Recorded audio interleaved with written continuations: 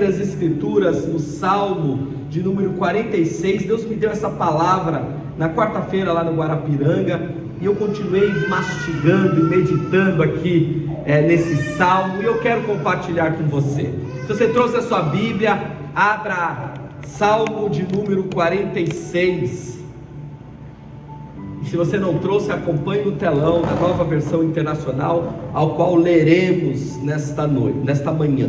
Diz assim as Escrituras Sagradas: Deus é o nosso refúgio e a nossa fortaleza, auxílio sempre presente na adversidade.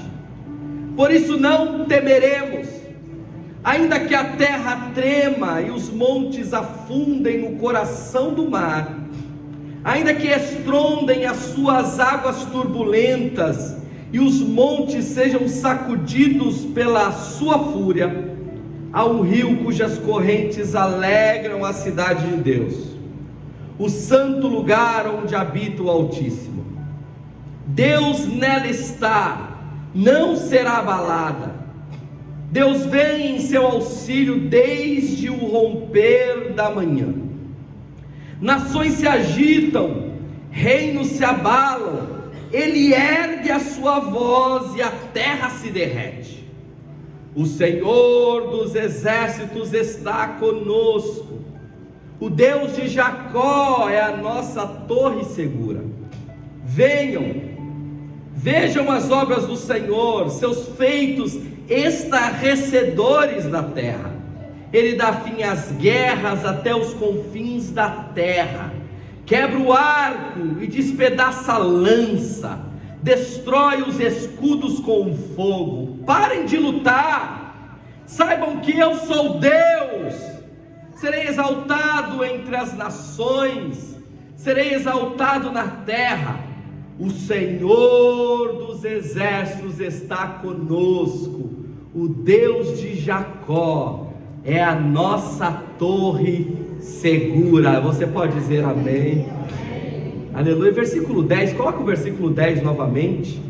Diz assim, aleluia. Queria que todos nós venhamos ler. Aquele é o versículo 10, não estou enxergando aqui.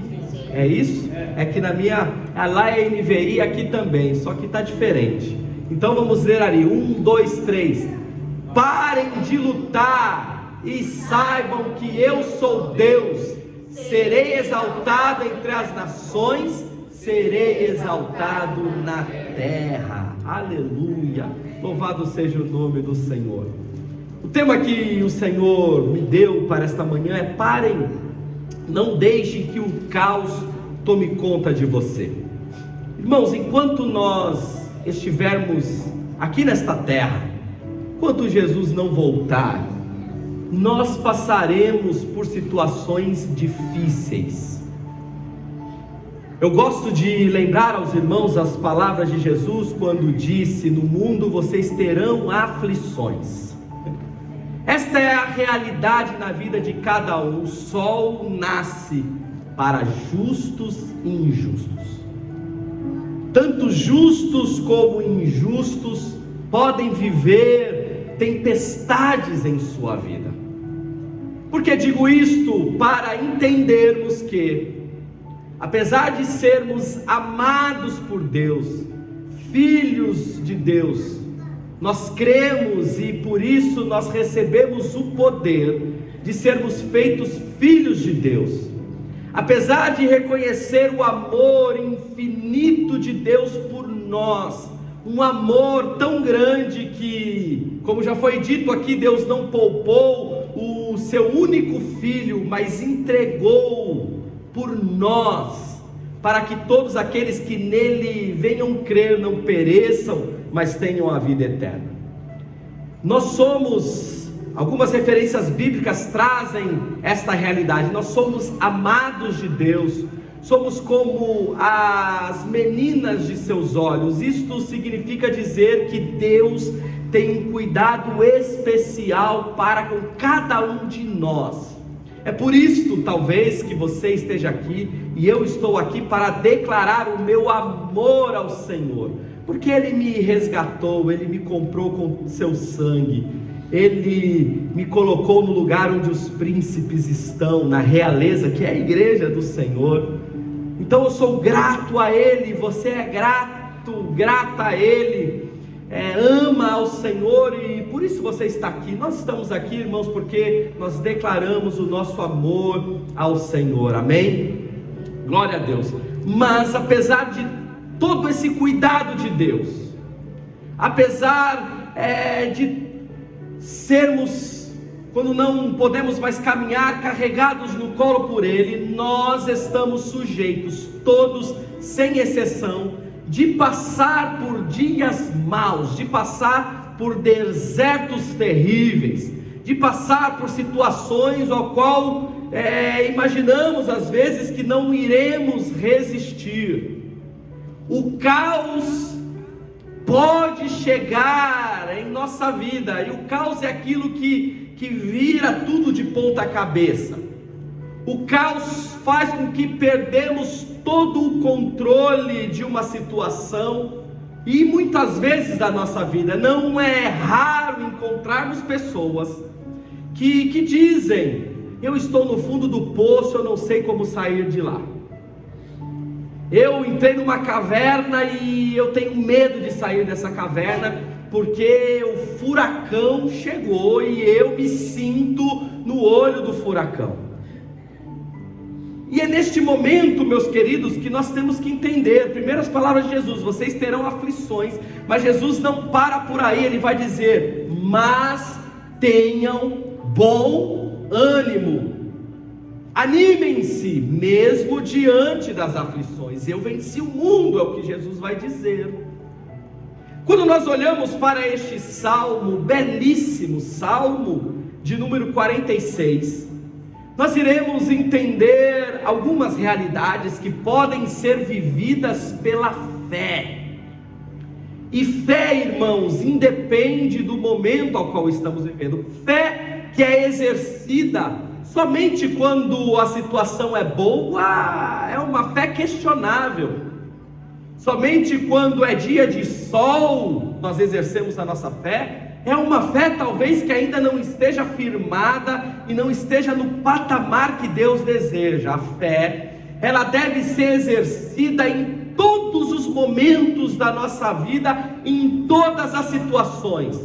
Tem um hino que eu gosto muito que diz: se Deus fizer, Ele é Deus. Isso é fé. E se Ele não fizer, Ele continua sendo Deus. A fé firmada na rocha, a fé gerada pelo Espírito Santo em nossos corações, é aquela fé que, independente do que você viveu ou está vivendo, independente da circunstância, e talvez o cenário que você olhe seja um cenário de caos, você pode confiar que existe um Deus que lhe dá vitória, um Deus que está com você em todas as circunstâncias. E aí, com toda a fé do nosso coração, nós podemos sim dizer como o salmista no Salmo 23, eu gosto deste salmo: ainda que eu ande por um vale de sombra e de morte. Abrir um parênteses aqui: um vale de sombra e de morte é aquele vale que nós tememos pela nossa própria vida, nós tememos pela nossa existência, porque há perigos à espreita, e nós dizemos: eu não vou temer mal algum, porque tu, Senhor, está comigo. Diga assim: independente das circunstâncias, eu vou exercer a minha fé. Aleluia. E quando nós olhamos aqui no Salmo 46, nós vemos o salmista se expressando em fé. E ele começa dizendo: Deus é. O que Deus é para o salmista e para nós? O que Deus representa? Deus é o nosso refúgio. A primeira expressão do salmista é: Deus é o nosso refúgio. Refúgio é um lugar de esconderijo. Refúgio é aquele lugar que nós encontramos segurança. Independente, o caos pode ter se alastrado na sua vida, meu querido e minha querida. porque nós estamos sujeitos a isto, sim, mas entenda, Deus, Ele se apresenta como o seu refúgio, o seu esconderijo. O salmista, no Salmo de número 121, vai dizer: eu elevo os meus olhos para os montes, de onde me virá o socorro? E o Espírito Santo brada no coração desse salmista, e ele vai concluir dizendo: o meu socorro vem do Senhor, que fez os céus e a terra. Deus é o nosso refúgio. Aleluia. Deus é o seu refúgio. Deus é o refúgio da sua família. Deus é um refúgio em meio ao caos. Você não precisa se preocupar se o cenário que se apresentou é um cenário ruim. Vá até os pés do Senhor.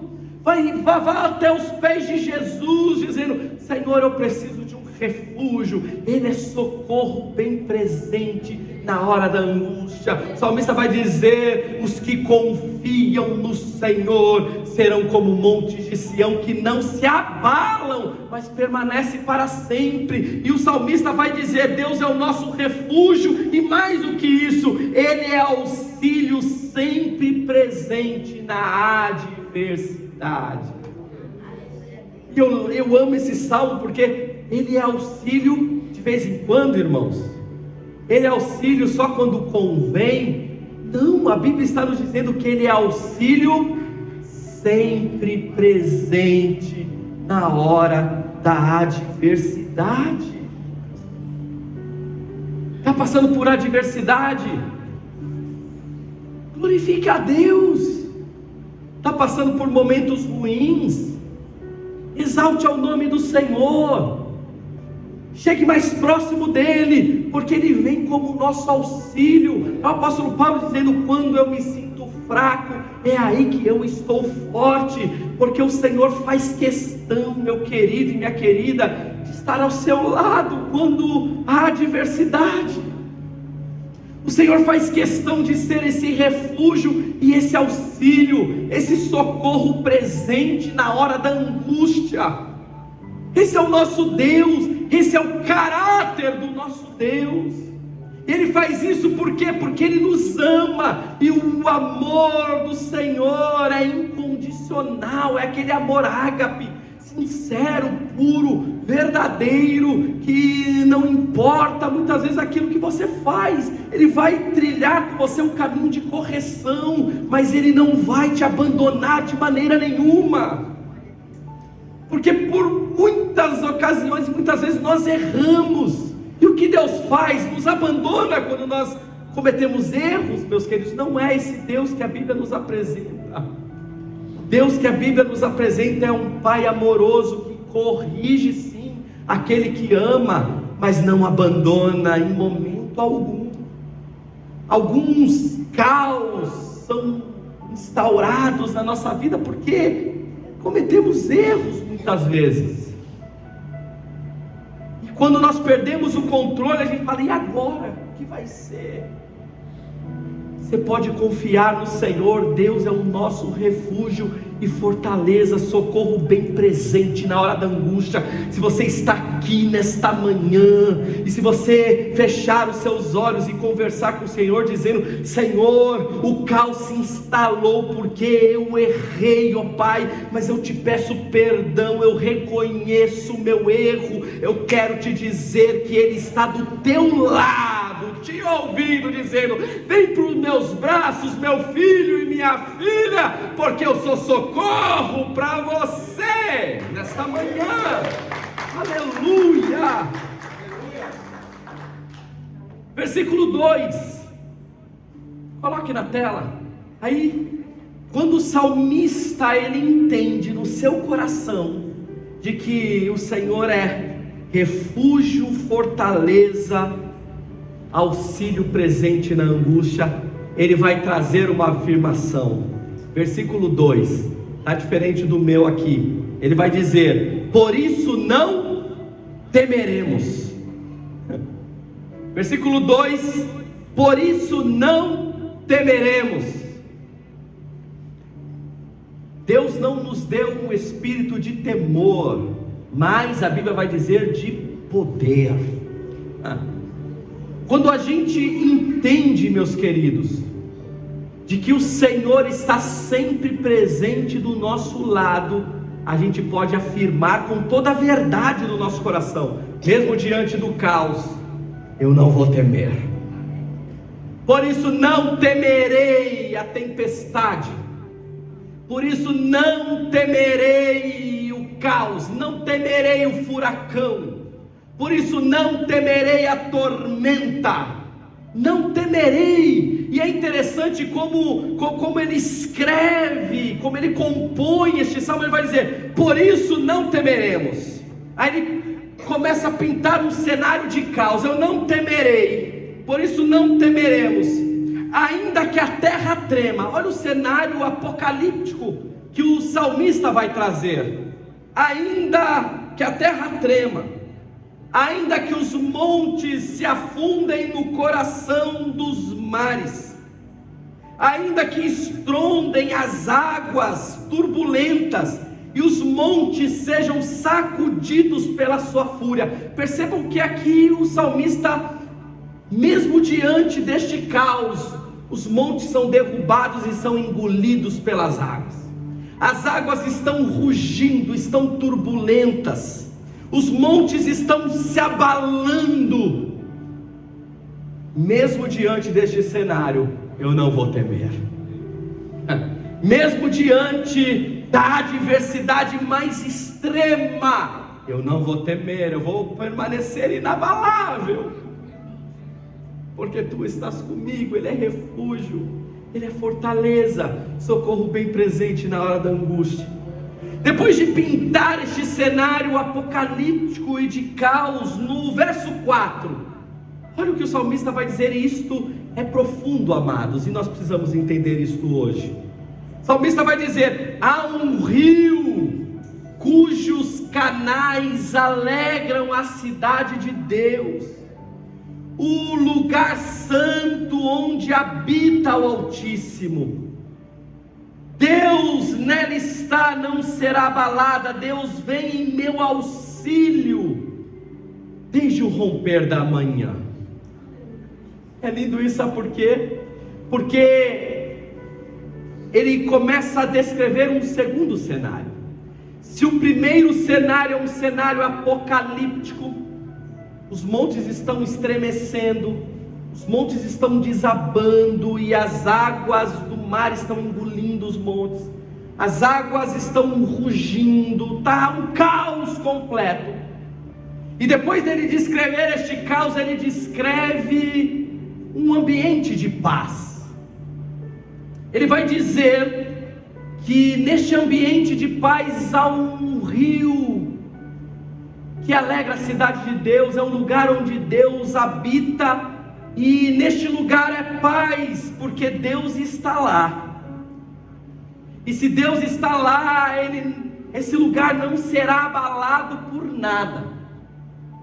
E Deus me fez entender aqui, amados, uma revelação para a gente esta manhã. A Bíblia vai nos dizer que nós somos o santuário de Deus, a morada do Espírito Santo. Antes Deus habitava em templos feitos por mãos de homens, mas a obra de Jesus traz a presença de Deus para dentro de nós. E nós precisamos entender isto, porque se nós temos esta presença de Deus, nós não seremos abalados. Esta cidade de Deus, aqui no Salmo, se a gente olhar o contexto, ele está falando de Jerusalém.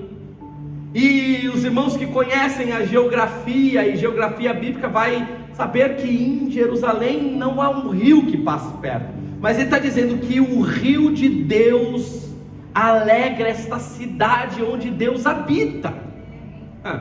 Eu quero conjecturar aqui, trazendo uma linguagem figurada, que há um rio de Deus sobre nós. A Bíblia diz que aquele que tomar desta água que Jesus oferece dentro dele, o interior se tornará uma fonte de água a jorrar para a vida eterna. Irmãos, o que Deus está nos comunicando nesta manhã: não deixe que o caos externo tome conta do teu interior, porque dentro de você habita o Espírito Santo. Você é povo adquirido, é escolhido do Senhor. Embora exteriormente você esteja perecendo, interiormente você será renovado com a presença do Espírito Santo.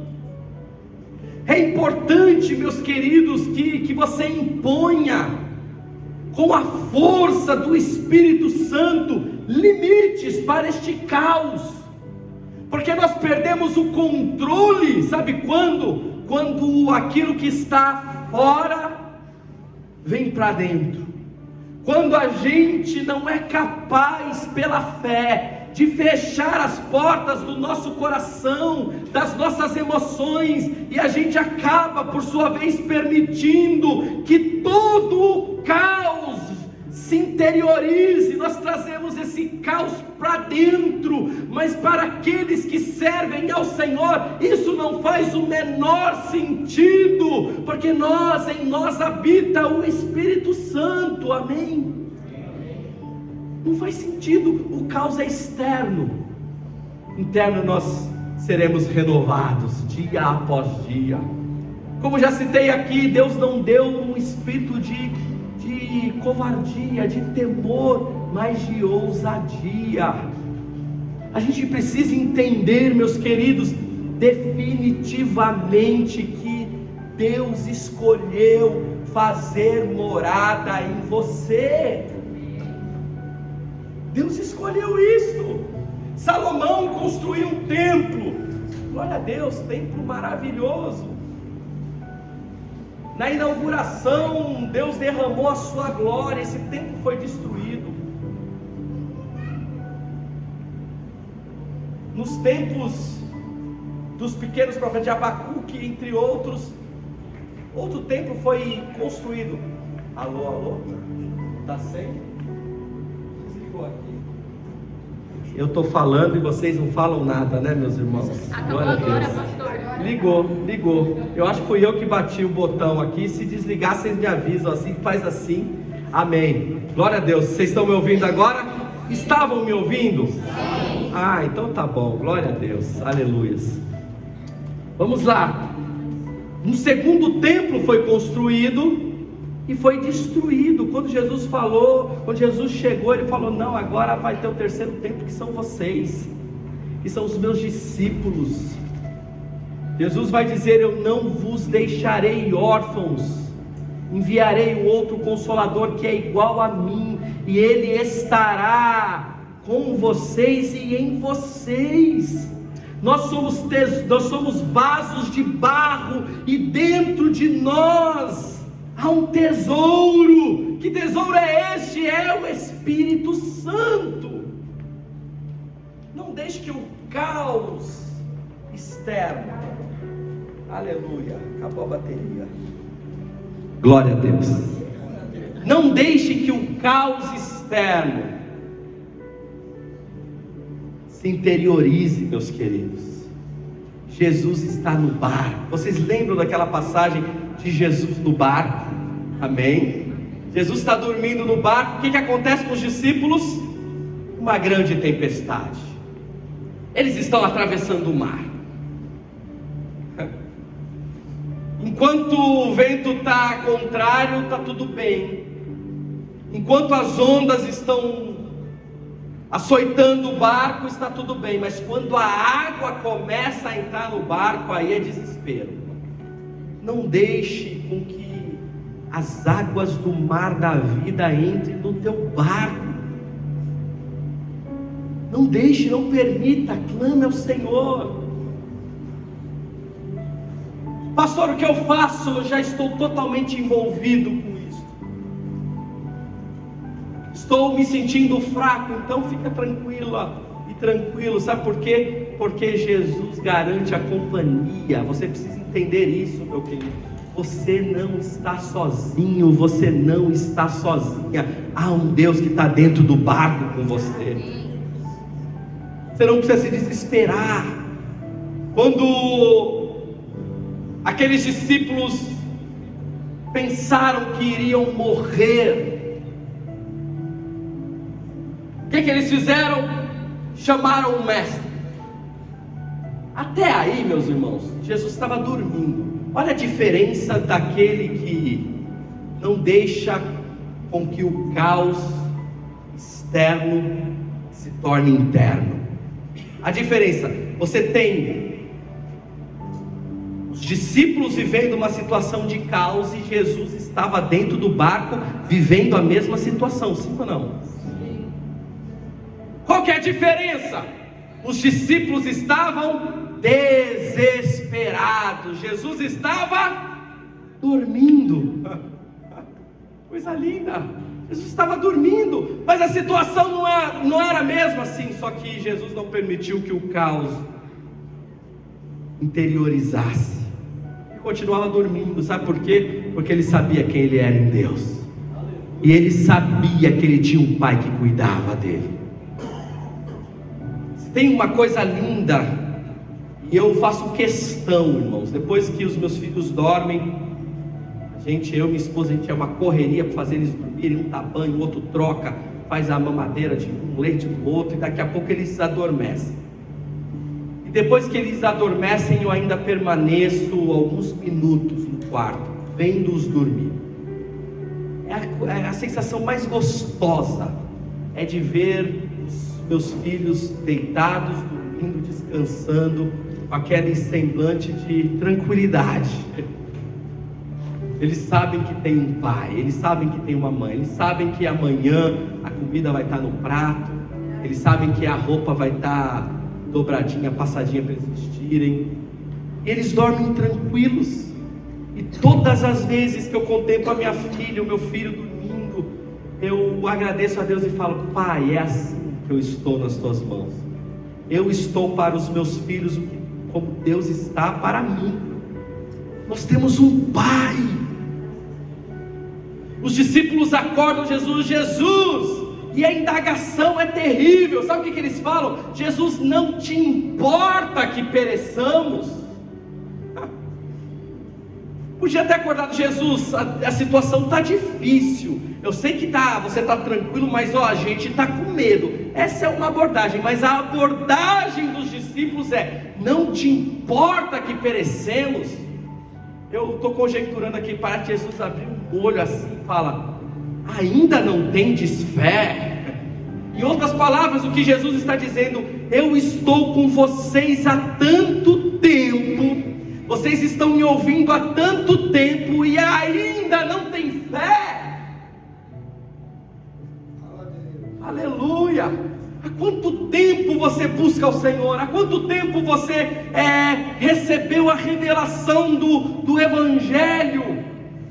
Há quanto tempo você se rendeu a Jesus? E muitas vezes nós vamos caminhando sem fé, pensamos que temos um Deus que não se importa com a nossa vida e com o caos que se instala de vez em quando.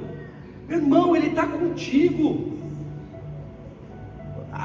Os discípulos poderiam dizer: Senhor, está difícil aqui, mas seja feita a tua vontade. Não te importa que pereçamos? Não, meus queridos. Eu conheço um monte de gente, e já cruzei com um monte de gente que fala: onde está esse Deus? Deus me abandonou. É comum, irmãos, a gente ouvir pessoas dizendo: Deus me abandonou. Essa semana eu estava conversando com uma pessoa que me ligou, não é da nossa igreja, mas tem uma consideração, e ligou desesperada e falando: olha, agora o caos, que há 20 anos Deus vem dando vitória para essa pessoa. E pastor, eu vou ser sincera com você, esse negócio de que Deus está no controle, eu estou deixando de acreditar. Aí eu comecei a lembrá-la, porque eu participei de algumas lutas, e orei muito por ela. Falei: mas Deus não está no controle? Você lembra quando aconteceu isso? Deus fez isso. Você lembra quando você passou por isso? Deus fez isso. E ela foi me ouvindo e falou: eu acho que eu pequei, não devia ter falado isso. Então se arrependa, porque Deus está no controle sim. Irmãos, que nós venhamos lembrar das nossas lutas. Você sabe por que você está aqui? Porque você já passou por invernos e sobreviveu. Essas feridas que você carrega não é para sua vergonha, mas é para mostrar quantas lutas você já teve que lutar e sobreviveu e prevaleceu e venceu. Você está aqui porque Deus te fez um vencedor. E não vai ser hoje que você vai morrer nesse caos. O caos vem para quê? Qual é o propósito da luta? É para nos fortalecer, meus queridos. É o que Tiago vai dizer lá no primeiro capítulo de sua epístola. As provas de Deus vêm para nos fortalecer. Nós somos forjados. O bom marinheiro se forma no mar bravio. Mar calmo não forma bons marinheiros. Nós somos daqueles que vencem.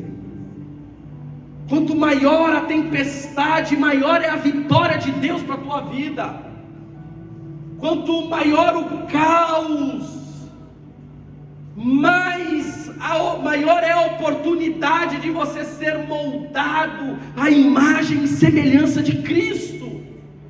Nós precisamos entender isso. Quanto maior o caos, maior é a oportunidade de sermos moldados por Deus à imagem do unigênito Jesus Cristo. Você não vai morrer na luta, você vai prevalecer. Agora não deixe com que este caos externo, que é externo, se interiorize de forma tal que a sua fé seja abalada. Faça como Pedro. A Bíblia diz que Pedro estava preso entre dois guardas, correntes o prendiam. E a Bíblia vai dizer que na noite anterior à sua morte, Pedro estava desesperado, irmãos. Pedro dormia. Na noite anterior à sua morte, havia uma sentença de morte sobre a vida de Pedro, e ele dormia, e a Bíblia vai dizer, como uma criança. Isso é confiança, meus queridos. Isso é impedir com que as notícias externas, o caos externo, se estabeleça dentro de nós.